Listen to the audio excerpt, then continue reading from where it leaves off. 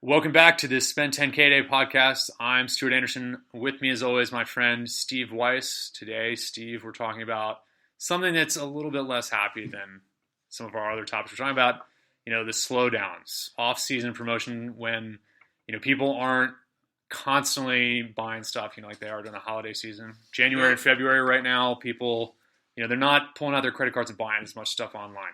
Yeah, you have all these people who, their whole New Year's resolution is about saving money. I want to save money. I don't want to pull my credit card out every time a nice Facebook ad comes up on my news feed.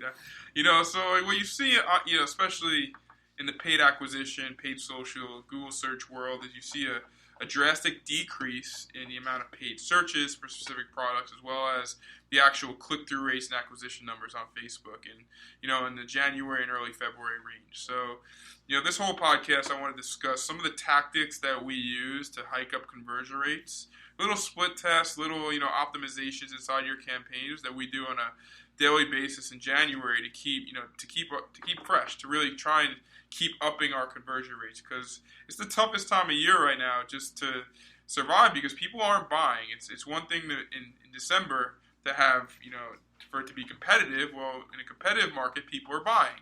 Yeah.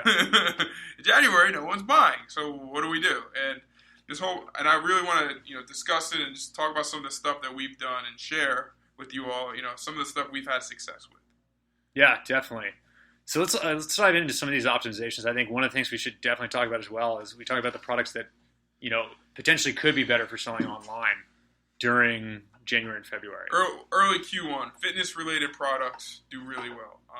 You're trying to align your product and your offering with a lot of people's so-called New Year's resolutions. Mm-hmm. So, obviously a lot of people want to save money. So the value add, or it'd be really nice to have people, products, the expensive luxury products, they always take a hit this time of year.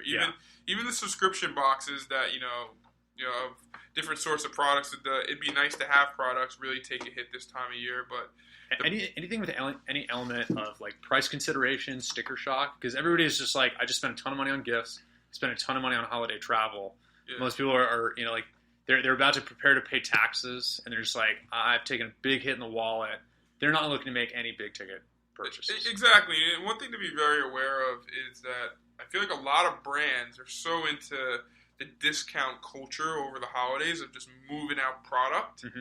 And they don't focus on actually doing marketing for their current product. That's true. Their whole marketing is based on couponing. And I think that's one of the biggest pain points for brands is, how do you transition from a couponing marketing strategy to a full life cycle strategy where you're not couponing, you're not discounting, you're actually getting a person into your funnel, without having to devalue your product. Yeah, and it actually brings up another good point about the season too. Is not only have you been doing all this discounting and promotion, so now you're going into a period where you're not doing that, and conversion rates are probably going to drop because of that, because you're selling it at a higher price.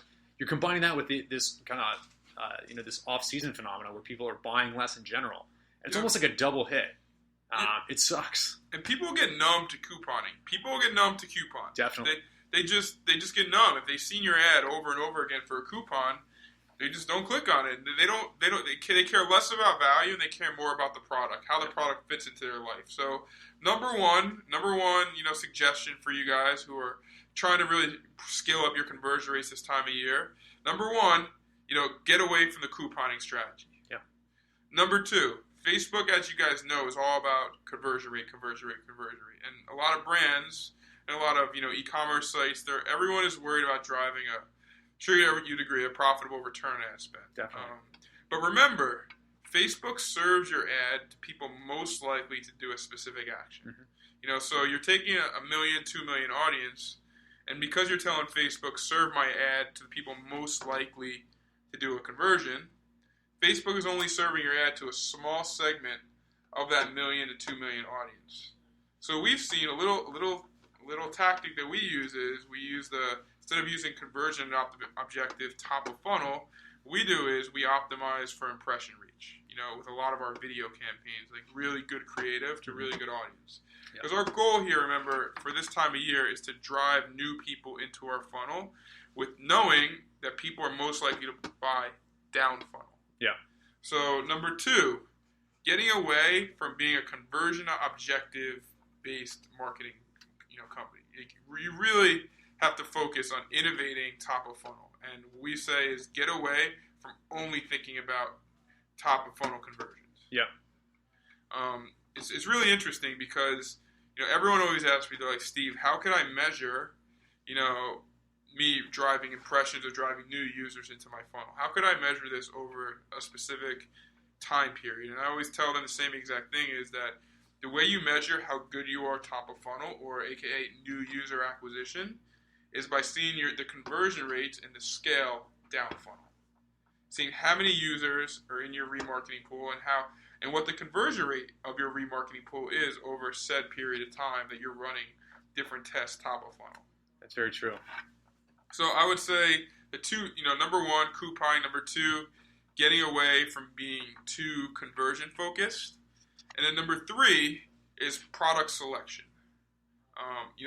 Going back to what we, our thesis here of people are very budget conscious during this time of year. People want products this time of year that are needed for their life, for their livelihood. If it's cold outside, they're going to buy the boots. If they want to lose weight, they're going to buy the new workout routine. So cherry picking out your products and really understand what is a need and what is a luxury. Yeah. And then building out campaigns and videos around the need-focused products within your catalog. Yeah. So here's something I'll ask as well, and obviously if we have some more strategies, we can include this. Let's say I have a product that isn't a need. I still want to run Facebook ads. I have to obviously spend on acquisition. I want to acquire new customers in these months. What are some things that I can do as a marketer immediately to the campaigns that I had running? Optimizations, tweaks, so that I can make them more efficient and kind of like cushion me against this downward pressure that this season has on results. Is it, hey, I'm going to be a little bit more conservative with placements or bidding? Is it, I'm going to be focusing more of the budget around remarketing and spending a little bit less on prospecting? What can people do to optimize their existing marketing efforts, even if they don't have a product that's really built for this season? So number one, that's a really good question. I don't want to deter consumer marketers from marketing this time of year if you have a luxury item. I think this is the time of year to really capitalize on your brand. Ad prices are really low, so I think capitalizing on your brand and buying media at a very low CPC, low CPM is very important to driving new users into your funnel.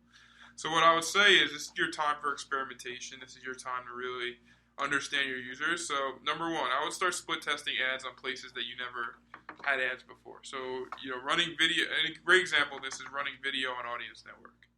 Audience Network is a placement that most people have not figured out how to make work at scale. And we've seen a little bit of success running video on Audience Network as a way for top of funnel success. So number one on that area is figuring out new types of placements to drive brand impressions. Number two, split testing your conversion objectives top of funnel. Stop being so conversion focused, and now let's start driving really high intent, high interest users to different areas of our website, to get them to kind of season them to read about our brand in hopes that they're going to purchase at a later date. Then number three, start transitioning away from your couponing. Couponing is not scalable every time of year, so I say start testing out creative that's a little bit far away from couponing. That's good. That's awesome.